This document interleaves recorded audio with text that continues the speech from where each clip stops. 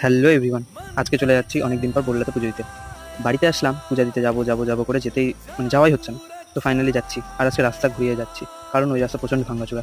আর তারপরে কাঞ্জালশির এখানে একটা রাস্তা যেখানে ট্রেন লাইনের নিচ দিক দিয়ে যেতে লাগবে, তো ওখানে প্রচণ্ড জল ভর্তি হয়ে থাকে। আমি হেঁটে হেঁটে গেলাম, জিৎ গাড়ি পার করলো, দিয়ে আমরা পাগলিগঞ্জ পারলাম।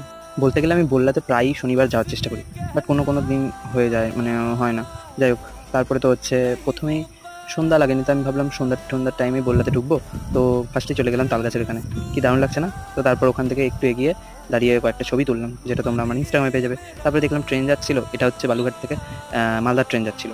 তো তারপরে আমি ভাবলাম কয়েকটা ছবি তুলে নিই। তো প্লেন বলছি, প্লেনই এখন মাথার মধ্যে ঘুরছে, কারণ সেটা পরে বলছি। যাই হোক, ট্রেনটার কয়েকটা ছবি তুলে নিলাম, দিয়ে বললা চলে গেলাম। বললা গিয়ে জিৎ পা ধুবে, তার জন্য ঘাটে গেলাম। আর ঘাটে গিয়ে আমি একটু জল নিলাম মাথায়, দিয়ে একটা সাপ যাচ্ছিল, আর সামনে ছিল ঠাকুরটা যেটা ডুবা